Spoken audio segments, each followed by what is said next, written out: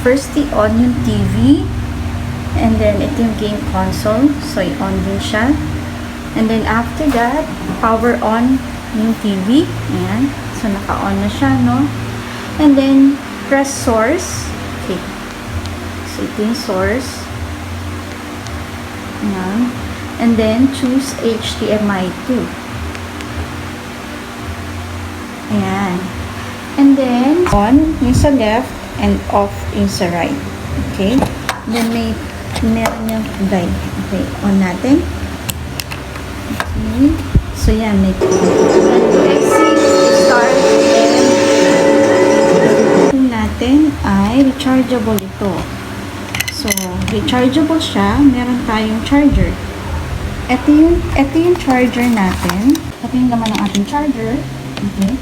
So, tatanggalin lang natin. Kung lowbat na, charge lang natin dito. So, follow lang natin. Positive yan. Okay. Yan, yan. Okay. Then, isasaksak nito.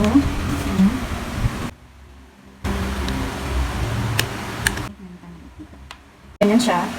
So, ganyan siya. Dito lang naman siya. So, ayan, nag-charge na siya. So, hindi na siya gagalaw kung fully charged na siya. Okay? So, yun lang.